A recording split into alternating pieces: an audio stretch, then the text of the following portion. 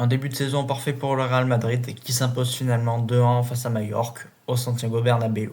Yo tout le monde, c'est Sakota, j'espère que vous allez bien, personnellement ça va nickel. Aujourd'hui on se retrouve pour une nouvelle vidéo débrief sur cette troisième journée de Liga remportée par le Real Madrid qui termine donc provisoirement pour le moment premier de Liga en attendant le match du FC Barcelone ce soir à 21h. Le Real Madrid a exécuté un match parfait à l'image de ce deuxième match face à Oviedo. Mallorca a été une équipe très faible sur le papier et le Real Madrid a bien su en profiter, mais ne s'imposant seulement que sur la marge de 2-1 alors que le Real Madrid a complètement dominé dans le jeu. Surtout en première mi-temps où on a eu droit à un Real Madrid hyper offensif, où il y avait quand même plus de 4 buts qui ont été marqués, dont 2 refusés pour hors-jeu de Mbappé.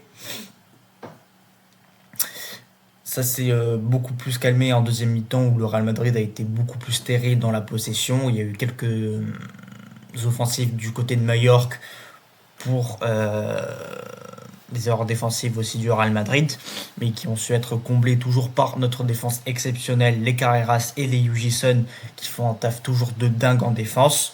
Militao et Carvajal qui sont toujours là pour assurer derrière, et en Courtois qui sécurise toujours autant les cages. On a eu le droit toujours à un trio de milieu à la possession un peu stérile mais beaucoup moins, qui se projette beaucoup plus vers l'avant. Un Tchouaméni qui gère tout autant en tant que 6 sur la défense. Un Valverde qui s'est cette fois-ci beaucoup plus projeté en attaque, apportant ainsi du volume et apportant beaucoup plus de création de jeu, même si la création de jeu vient surtout d'Arda Güler qui a d'abord mis un but spectaculaire sur une passe décisive de Hugisen avant d'aller bientôt chercher un doublé sur la deuxième mi-temps, mais qui a finalement été refusé pour une main de la surface. Comme d'hab, ainsi du coup, toujours en effectif, c'est impressionnant. Même si pour moi, ce qui fait toujours un peu mal dans ce Real Madrid, c'est le trio d'attaque que je pense qu'il faudrait repasser toujours en un 3-5-2 plutôt qu'avec une attaque à 3 qui ne fonctionne pas toujours bien. Un Matsuno en tant qu'ailier droit qui n'a pas réalisé la même performance que face à Oviedo, mais qui a quand même su apporter ce petit quelque chose, même si je pense qu'en tant qu'attaquant droit, il ne fait plus du tout le taf et qu'il vaut mieux essayer de le mettre à la place de Bellingham, qui est pour le moment toujours blessé.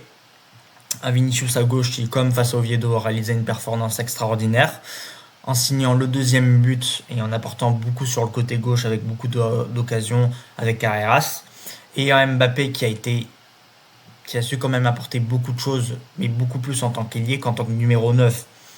Mbappé, là, même si on voit qu'il ne marque pas, on voit qu'en tant que numéro 9, il ne sait pas faire la différence. Il n'a pas le positionnement d'un 9. Et généralement, les 2 buts qu'on a vus là, c'était des buts qui proviennent surtout de passes en profondeur ou directement du coup des ailiers. Ce qui fait donc qu'on voit que Mbappé, il est toujours aussi efficace en tant qu'ailier gauche ou en tant qu'ailier droit pour marquer. Mais pour créer les occasions en tant que neuf, c'est très clairement pas la même chose. Même un Gonzalo Garcia, sur les peu de temps de minutes qu'il a eu en cette fin de match, a été beaucoup plus efficace que Mbappé sur toute la durée du match.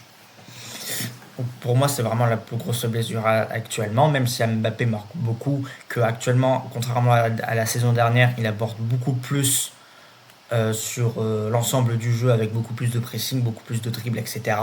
On voit que là où il est beaucoup plus efficace, c'est surtout dans la récupération de jeu, dans la création de jeu en tant qu'ailier, que directement dans le positionnement en tant que numéro 9. Parce que même, on l'a vu, son doublé avant-hier contre Oviedo, c'était la semaine dernière contre le Real Oviedo, c'était premièrement un but sur une passe en profondeur d'Arda Güler, et puis deuxièmement un but en création avec Vinicius.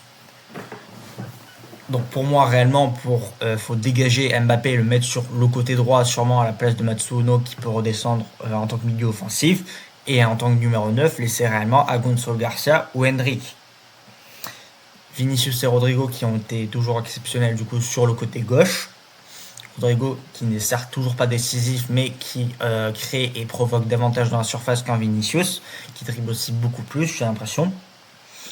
On a quand même eu aussi un Brahim en tant que remplaçant qui n'est à nouveau certes pas toujours le plus décisif, mais en même temps c'est ça maintenant depuis 3 saisons, mais qui toujours dans les petits espaces et sur le côté droit arrive à provoquer des choses. Il a provoqué notamment 2 coups francs qui auraient pu être pas mal transformés, ainsi que plusieurs corners.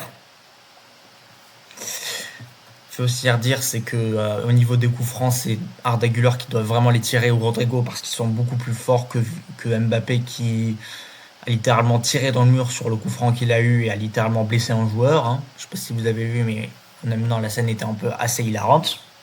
Parce que même si Mbappé, voilà, on peut se dire c'est le chef du Real Madrid, il peut tirer les pénaltys parce que c'est le meilleur là-dessus. En coup franc, c'est très loin d'être le meilleur, et très clairement, Arda Güler ou Rodrigo va très vite prendre sa place à ce niveau-là. Également, là où, ce qui, pour moi, le joueur qui a su être beaucoup plus impressionnant ce match-là, qui n'a pas forcément été sur les matchs précédents, c'est très clairement Alexander Arnold. Il avait d'abord provoqué le premier but hors jeu de Mbappé avec une passe somptueuse. Il a aussi apporté beaucoup plus défensivement, comme le pouvait faire Carreras.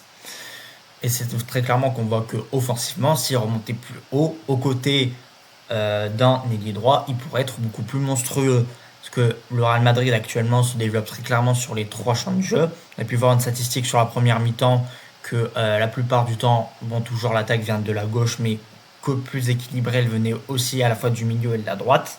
Et que très clairement, si on remontait Alexander Arnold un peu plus haut dans un 3-5-2 en tant que milieu droite, aux côtés soit d'un Brahim ou alors soit d'un Mbappé en tant qu'ailier droit, il pourrait vraiment apporter quelque chose en plus à l'équipe, beaucoup plus offensif et même défensif, parce qu'on aurait tout d'abord un Carvajal en tant que plus bas en tant que latéral droit, qui pourrait du coup soutenir Alexander Arnold sur ce côté au niveau défensif, et permet également, comme je l'ai déjà dit, de dynamiser l'offensive du Real Madrid. Bon, forcément, vu qu'on est toujours en Liga, on a eu aussi pas mal, moins que la semaine dernière, mais pas mal de dramas d'arbitrage. Notamment, j'ai compté les deux hors-jeu de Mbappé que certains peuvent se dire drama, mais très clairement, on voit que sur le deuxième, Mbappé est clairement hors-jeu, et que sur le premier, ben, l'hors-jeu est totalement comptabilisé, étant donné que c'est le bras de Mbappé qui dépasse et qui joue quand même dans le genre, dans l'action. Là où c'est peut-être un peu plus litigieux, c'est sûrement sur le but de refusé d'Arda Güler, qui c'est sur une main une main dans la surface. Cependant, on voit bien que le bras d'Arda Güler était bien collé. Surtout, il touche beaucoup plus le bras, enfin, il touche beaucoup plus l'épaule que la main. Donc, c'est sûr que ça pouvait être un peu plus litigieux de refuser cette action. Bon, bref, j'espère que la vidéo vous aura plu. Si c'est le cas, n'hésitez pas à liker et à vous abonner. Et on se dit à la prochaine pour une nouvelle vidéo. C'était Sakota. Ciao.